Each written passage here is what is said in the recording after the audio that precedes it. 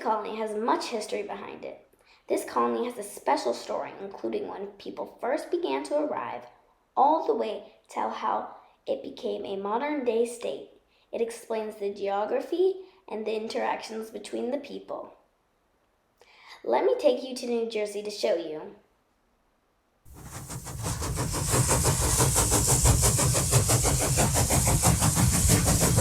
New Jersey is located on the Atlantic coast of North America. The New Jersey colony was classified as one of the middle colonies. The geography of the New Jersey colony varied from the lowlands of the Atlantic coastal plain to mountains in the northeast.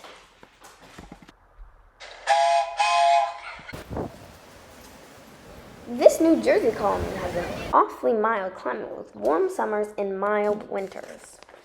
The climate combined with fertile soil and the general geography made New Jersey ideal for farming.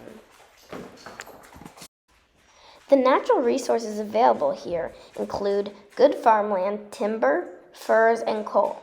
Also, iron ore was particularly important natural resource.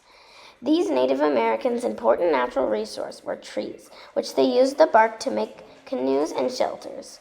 They carved weapons and tools from wood. Trees also provided them with food, such as wild fruits. The native people were farmers, hunters, and gatherers. The men hunted animals and fished, while the women prepared food and used animal skins to make blankets and clothing. There were 3 main native tribes living in the New Jersey colony, which were the Unami tribe, who spoke Lenape, an Algonquin language originally spoken in New Jersey, Delaware, and Pennsylvania. The Minnesink tribe mostly spoke Munsee, which is an Algonquian language closely related to American Delaware, or Lenape, and the Alachingo tribe spoke Lenape, or Unami Delaware, which is an Algonquin language originally spoken in the New Jersey, Delaware, and Pennsylvania. Later, colonists decided to come to the colony. The Dutch, Swedes, and Finns were the first European settlers in New Jersey. They came because Berkeley and Cartier sold the land at low prices and allowed the settlers to have political and religious freedom. As a result, New Jersey was more ethnically diverse than many other colonies. It was fairly expensive to travel, so mostly more wealthy people traveled for business trips. Usually only men traveled because women were expected to take care of children and their house. Slaves were also not allowed to travel in many parts of the country without permission. The most common and cheapest mode of transportation was walking. People would travel by foot for extraordinary distances to get supplies or visit friends and family. Ships traveling across the Atlantic took at least 6 to 8 weeks, sometimes longer, depending on weather conditions. Some of the threats early seafarers faced, apart from cabin fever and cramped quarters, were diseases, shipwrecks, and piracy. The New Jersey colony was founded in 1664 because James, the Duke of York, received control of New Netherland. He sent a small English force to blockade the harbor at New Amsterdam. He then granted land to 2 of his friends, Lord Berkeley and Sir George Cartier, that would become New Jersey. The Native Americans had a hostile relationship with the colonists. At first, the colonists and the Native Americans traded, and no harm was inflicted upon the natives. But unfortunately, on February 25, 1643, the trust among the colonists and natives broke when the Dutch soldiers invaded the natives' village and killed hundreds of men, women, and children. Now that the colonists are here, let's have a look at their villages. A typical farm was 50 to 150 acres, consisting of a house, barn, yard, and fields. The middle colonies were the big food-producing region that included corn and wheat and livestock, including beef and pork. New Jersey was often referred to as the Breadbasket Colony because it grew so many crops, especially wheat. The wheat was ground into flour in flour mills, then shipped to England. Flax and hemp farms were established in the middle colonies, furthering the textile industry. These are some farmers. Could you please explain what you do? My daughter and I are responsible for planting, caring for, and harvesting the crops. Well, I clear the land for planting. Now perhaps what does a merchant do? I record complex merchant transactions about goods from nearby and across the oceans.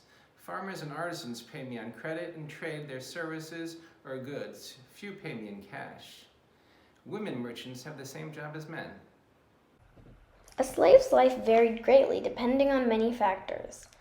Life on the fields meant working all day, 6 days a week, and having food sometimes not suitable for an animal to eat. Plantation slaves lived in small shacks with a dirt floor and little to no furniture. If you worked for a small farm owner who was not doing well, you might not be fed. Domestic slaves lived in better quarters and received better food. They sometimes were able to travel with their owner's family. In many cases, a class system developed within the slaves' community. Domestic slaves did not often associate themselves with plantation slaves. They often aspired to arrange courtships for their children with other domestic slaves. Family life in colonial New Jersey revolved around the family business. The business was usually farming. However, other industries were operating at the time, including a fledgling attempt at whaling along the southern coast, mills, ironworks, lumber yards, and innkeeping. Boys helped in the fields or in other businesses. Girls helped their mothers with housework and garden. The females in colonial New Jersey grew the food, cooked all the meals, and sewed all the clothes.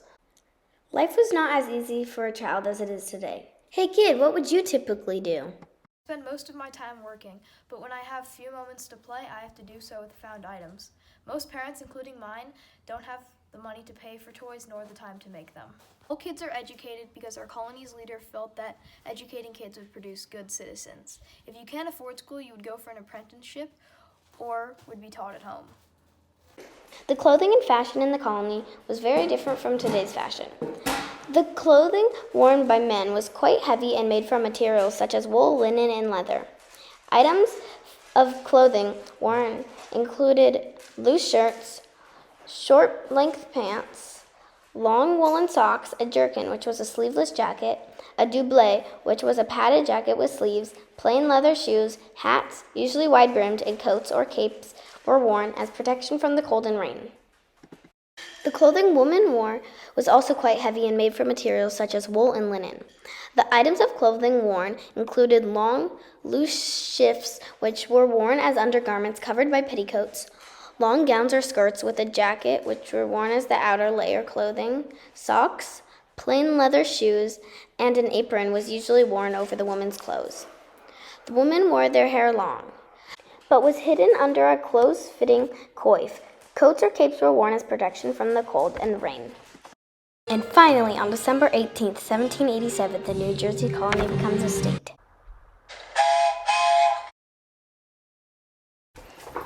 Today, New Jersey is known for many things, including its beautiful beaches, busy roads, great food, intense politics, and diverse culture.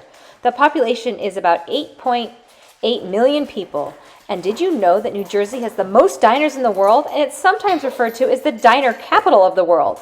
New Jersey has the most shopping malls in one area in the world, with 7 major shopping malls in a 25 square mile radius. New Jersey has the highest population density in the U.S., an average of 1,030 people per square mile, which is 13 times the national average. I hope you enjoyed this presentation. Now I'm going to hit the beach.